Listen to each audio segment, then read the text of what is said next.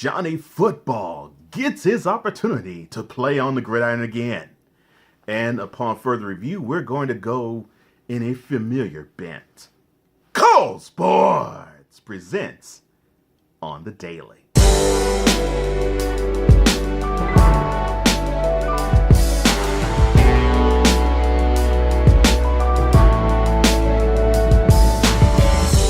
Thank you for joining me on Cole Johnson. I welcome you to this part of the sports universe. Cole Sports presents On the Daily. And for right now, Maestro, topic of the day, please.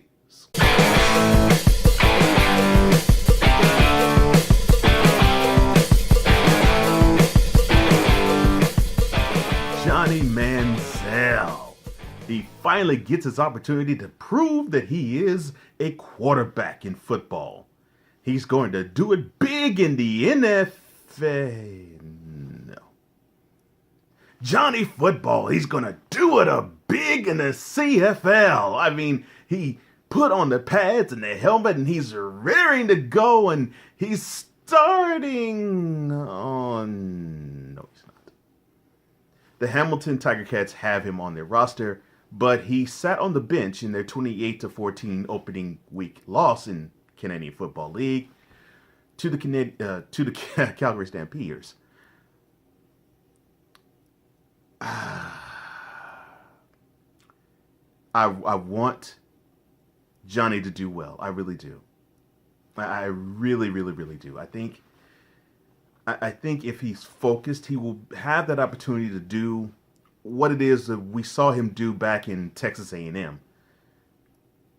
And obviously he's wanting to do the same thing that Doug Flutie did, except Flutie proved he could play just a little bit in the pros before he had his stellar CFL career and then his latter stages of having NFL success too at quarterback. But the fact that he's taken the booze and he's been serious about staying away from it, that's a good and a huge thing. And I'm glad that he's doing that. I hope he continues on that path and on that vein. I also hope that he takes what he is, I guess, experiencing right now and is learning the game. Not to say he doesn't know how to play, but he's learning how the game can work for him as a professional. You see, it's easy as a collegiate to, you hit your books, of course, but it's easy for a collegiate to be the stud on the campus and do all these wonderful things, but not have football be a 24/7 thing for you because it's not an occupation then. Although they play as though it should be, and they play to these colleges that make a lot of people have good professions. But in the pros, how you wake up in the morning matters. How you go to sleep matters, and what you ingest matters. And what you decide to do on your off time matters just as much as it does if you put up a 20 for 30 for 300 yard, 3 touchdowns, no interception stat line as a quarterback.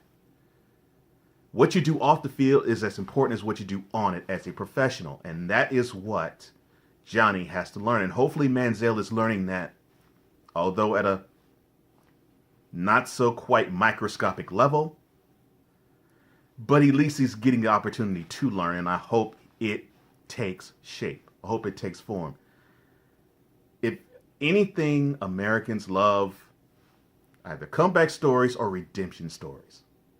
So let this serve to be a redemption story that we all can be proud of.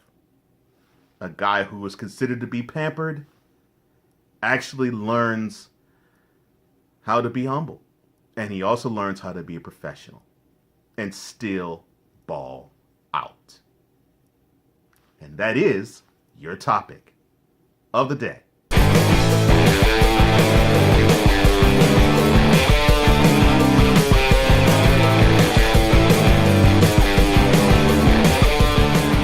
When I come back, I'm going to have a little fun, which is rare in Upon Further Review, but I'm going to put this subject that I think is needed to be done upon further review.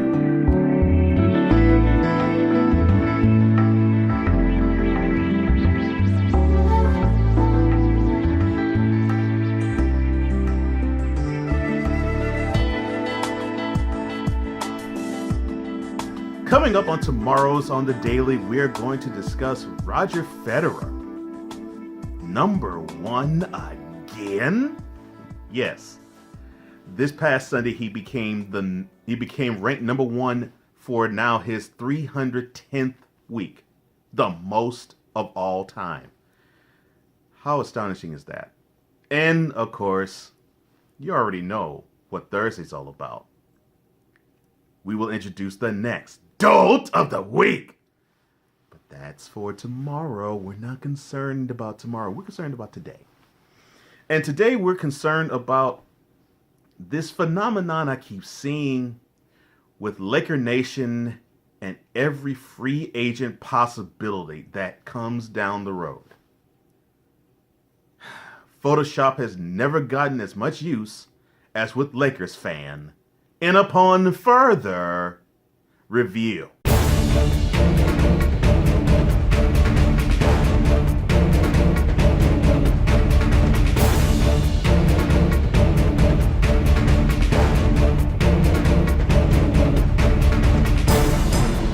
What I find funny about all of this is you have a fan base that is ravenous for championships. Shout out to my boy D Murph of Why Not Sports. I was on a panel with him, Baylor the Great, a Lakers fan, and Big Roy, co-host of Why Not Sports. And yeah, check out that show, Flagrant 2, and also Baylor the Great for President. Check out those three shows; they're awesome. And those three guys are awesome too. When I was on this particular program, this was in the winter. One of the things I loved Baylor the Great for is the fact that he says, yeah, we as Laker fans are very delusional. And I wasn't saying it as a joke, and I wasn't saying it as a dig. I was saying it as, this is something I can't understand about Lakers fans. But I respect him because he's more realistic than most Lakers fans I know. And here's why. So I was scrolling down my Facebook timeline and I saw this question in one of the sports rooms. We could get Paul George, Kawhi Leonard, LeBron James, and we can sign DeMarcus Cousins to the Supermax because the other three are going to take pay cuts to do so.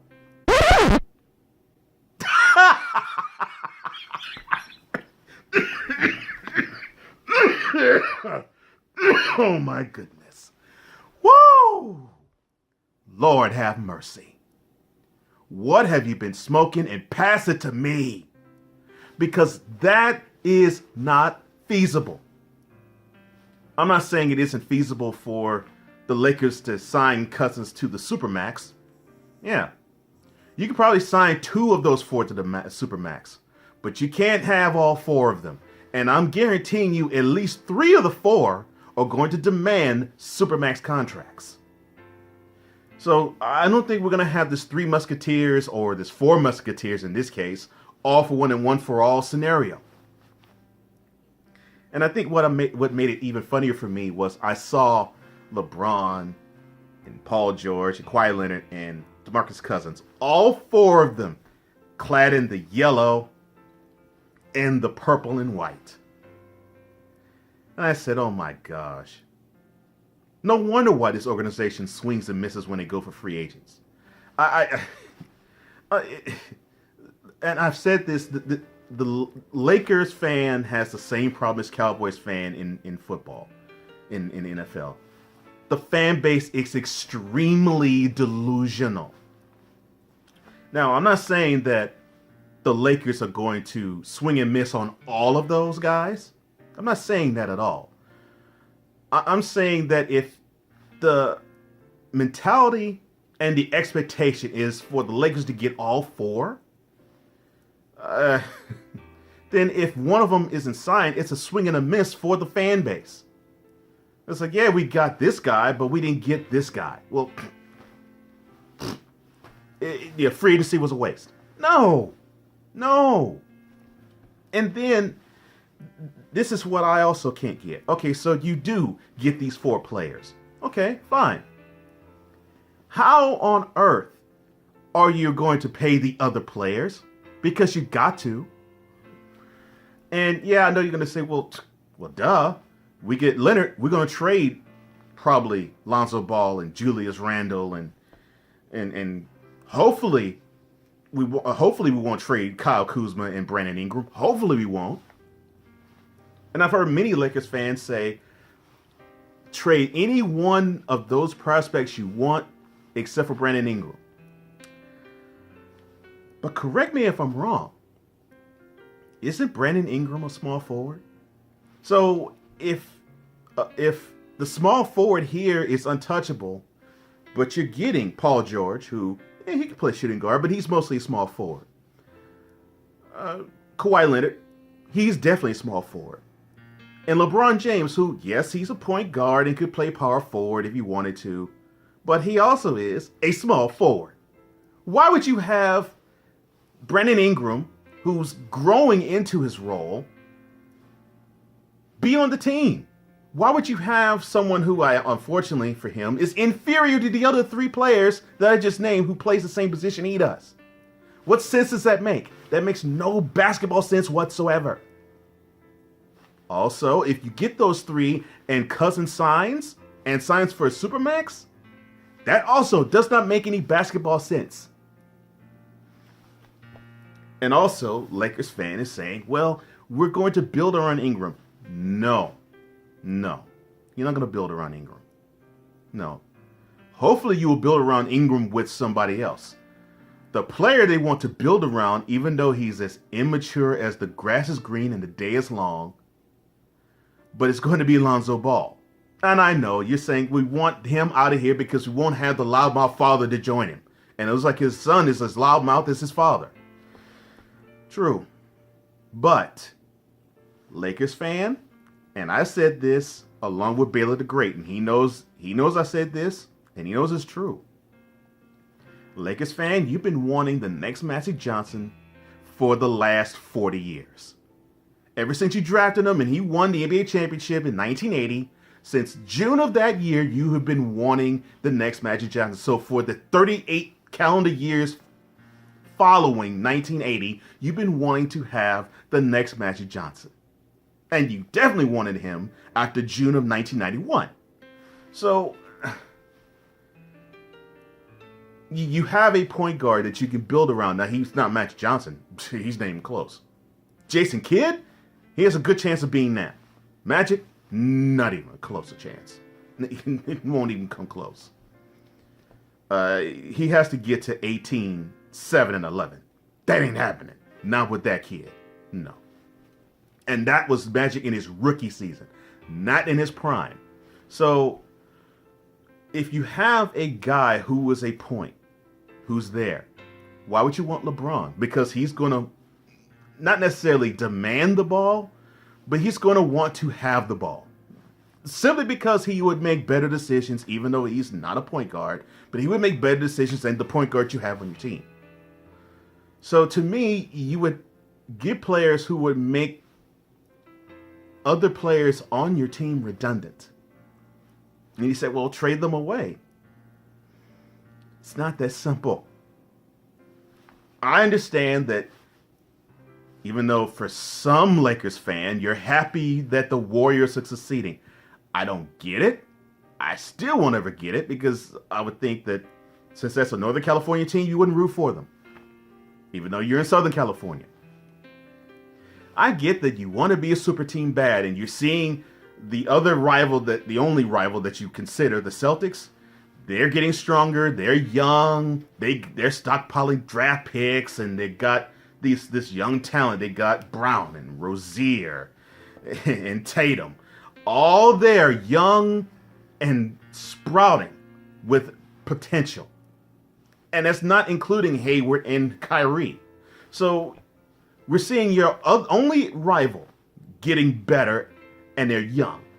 We're seeing a team that is ruling the league, that has ruled the league the last 4 years, that's up north in the same state. And we're seeing another team in the East that's young and growing in the Sixers with Embiid and Simmons. And we're seeing a team in Houston that they're trying to win now, and they may be able to win, but that's a big if. My thing is, don't try to roll the dice so hard. Build your team, but don't try to trade away all that you built so that you jeopardize your future for a present that might never come. So while it is fantastical and it's magical and it's mystical to think that you can have Kawhi, LeBron, PG, and Cousins all on the same squad, who's going to be their role players? Who's going to be their bench? And how well are you going to be come 2023? Because I guarantee you, that same squad will look just as pathetic as it did in 2014 and 15 and 16, when Kobe was at the tail end of his career and he just wasn't healthy enough to move the meter. Get and be realistic, Lakers fan. Don't try to swing for every single free agent, because not every free agent wants to play for you. Remember, LaMarcus Aldridge passed you guys up because y'all are antiquated. Not everybody wants to play in the sun and have all the video access and all the commercial access possible. They want to win. And with that romper room set and the kindergarten set that you have now, for the exception of Magic Johnson, being affiliated with the purple and gold is not all it's cracked up to be. So sorry. It just is not.